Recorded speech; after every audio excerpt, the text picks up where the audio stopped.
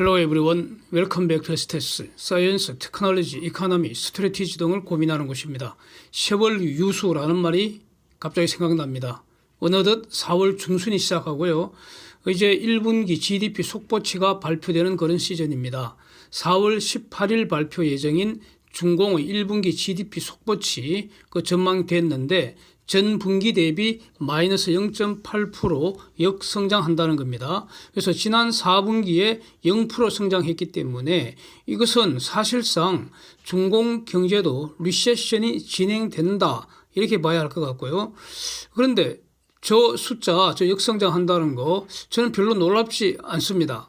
예상대로 중공 경제가 시들어가고 있구나 이런 생각이 들고요.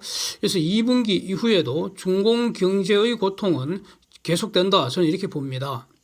중공이 우한 바이러스 통제를 갑자기 썩 풀어버리니까 많은 언론들이 중공 리오프닝 효과 기대하면서 세계 경제 활성화되지 않겠나, 특히 한국 경제가 가장 큰 혜택 보지 않겠나 이렇게 보도들을 많이 했는데 저는 그런 의견에 동의를 하지 않았습니다.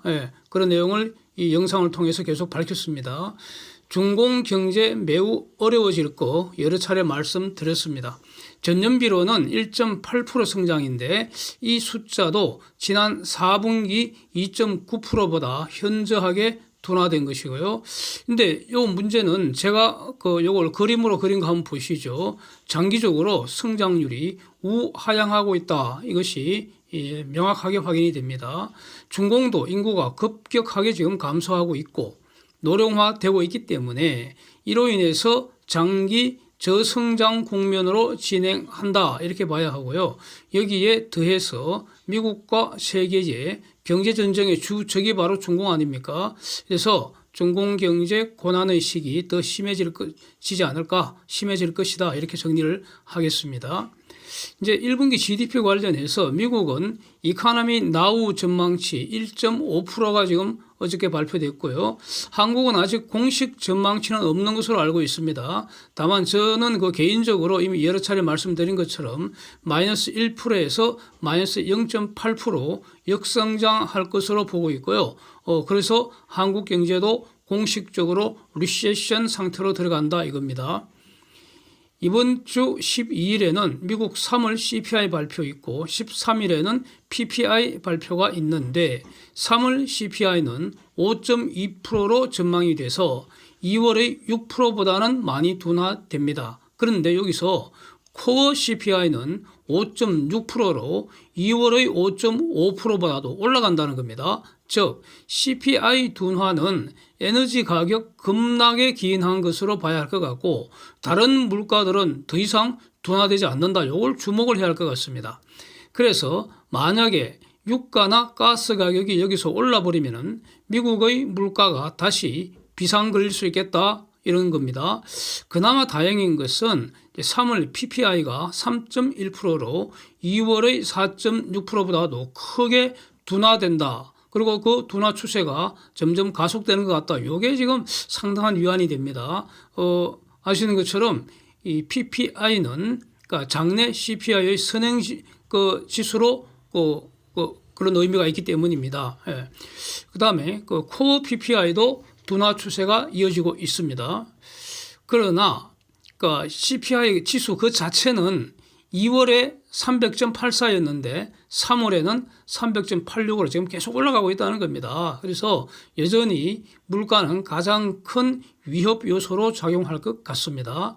그래서 물가 수준이 과거 그러니까 팬데믹 이전으로 돌아갈 일은 거의 없지 않을까 싶습니다.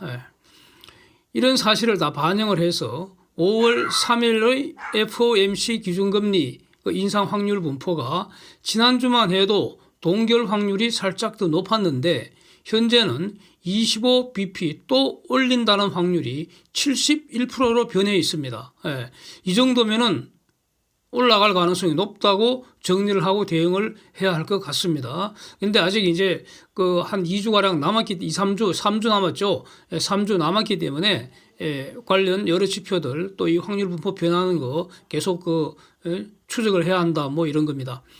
3월에 주요 국가들 제조업 PMI 지수 요거는 2월보다 더 악화됐지 않습니까? 제가 그린 그림 같이 한번 보겠습니다. 원래 50 밑에서 다들 시들시들 했는데 50 밑은 시들시들한 구간입니다. 50 올라가야지 이거 파릇파릇한 구간이다 이런 겁니다. 그래서 그런데 3월 그 제조업 PMI 지수는 더 시들어졌다 이런 뜻입니다. 일본이 이제 그러면 일본이 3월 보니까 일본이 47.4에서 49.2로 개선되었을 뿐이고요. 50 넘는 곳은 중공뿐인데 이것도 추세는 지금 악화되고 있다 이런 겁니다.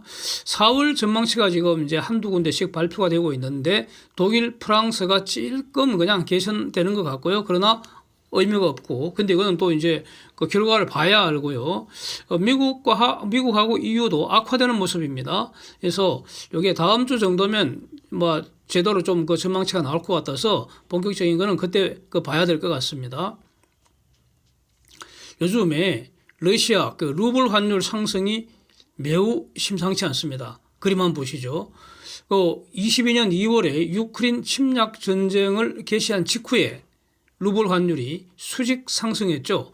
그래서 일시 100을 넘었는데 그 그림처럼 다시 수직 낙하를 했습니다. 그러다가 지금 수개월째 계속 상승 중입니다. 네. 저 러시아 경제는 오일, 가스, 석탄 이런 에너지 판 돈으로 생활에 필요한 모든 거 사야 되는데, 즉 전쟁에 필요한 것도 다 사야 합니다. 그런데 러시아의 가장 큰 우량 고객이었던 EU가 러시아 에너지 안 산다는 게 이게 러시아 사람들한테 가장 그 뼈아픈 그런 것이 될 것 같습니다. 러시아로서는 팔 곳이 매우 제한적이 되어버렸습니다. 기껏해야 지금 중공하고 인도에 이제 팔아야 됩니다. 가스는 팔기 힘들고요. 기름, 오일을 중공하고 인도에 팔아야 되고요. 그것도 제값 못 받고 많이 대폭 깎아줘야지 산다는 겁니다. 와, 참. 일본이 저 사할린 지역 있는 러시아 가스 조금 그 매수해 주고 있죠. 뭐 그렇게 정리가 됩니다. 그런데 지금 오일 가스 가격이 급락한 상태이기 때문에 와, 저 러시아 경제 얼마나 어렵겠습니까? 그런데도 불구하고 유크레인 전쟁은 계속 치고 있고요. 막대한 전비는 계속 소진하고 있다는 겁니다. 그래서 지금 유크레인은 점점 더 강해지지 않습니까? 계속 다 보내주고 있잖아. 다 보내주고 있습니다. 그러니까 러시아는 점점 더 약해지는 것이고요. 이제 그 봄이 되면은 완전 진흙탕이 좀 따딱 굳어지면은 그러면 유크레인이 지금 크림 반도를 포함해서 대규모 본격적으로 반격을 할 거다 이런 보도가 계속 이어지고 있습니다. 그래서 과연 저 러시아의 새로운 질서가 형성될지 올해 아주 흥미진진하게 한번 구경하겠습니다. 한국은행은 11일 날 이번 주 화요일이죠. 기준금리 결정합니다. 근데 뭐 거의 지금 주목을 못 받고 있는데 investing.com 전망치는 3.5%로 동결한다 이렇게 나와 있습니다. 현재도 미국과 기준금리 역전 상태로 한국이 1.5% 낮습니다. 1.5%포인트. 물론 한국의 3월 CPI는 4.2%로 미국 전망치 5.2%보다도 많이 낮지만은 한국의 코어 CPI도 미국처럼 4%로요. 2월과 같습니다. 더 이상 하락하지를 않습니다. 그런데 한국은행이 기준금리를 또 동결을 한다면 지금 한국은 무역수지 적자 거의 1년 이상 이어지고 있고요. 경상수지도 보면은 최근 3개월 중 3개월이 최근 4개월 중 석 달이 적자입니다. 이번 어저께 발표된 거 2달 연속 경상수지 적자였습니다.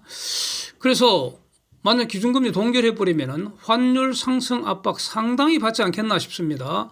지금부터는 환율이 올라오면 수입 물가만을 더 크게 올린다 이겁니다. 수출 늘어나는 효과는 거의 없다는 겁니다. 그렇게 되면은 무역수지 적자, 경상수지 적자, 국내 물가 상승 가속시키는 거 이런 악순환이 발생할 가능성 저는 높다고 봅니다. 물가를 걱정하는 것은 한국은행의 고유의 일이지만은 경기 침체가 더 심해지면 어떡하나 이런 걱정은 한국은행이 걱정할 일 아닙니다. 한국은행 본연의 임무에 충실한다면 그러면 기준금리 올리는 것이라 맞다고 저는 보는데, 근데 지금 한국은행은 경기 침체를 더 무서워하는 거 아니냐. 그건 자기들 책임이 아닌데 말이죠.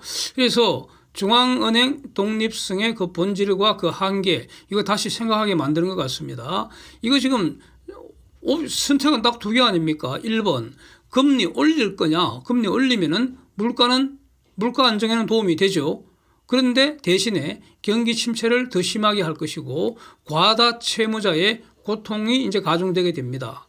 그런데 금리를 동결하면 어떻게 됩니까? 물가는 분명히 더 올라가게 됩니다. 예.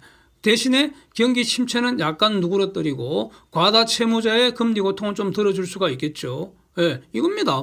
그래서 이걸 어느 선택을 할 것이냐.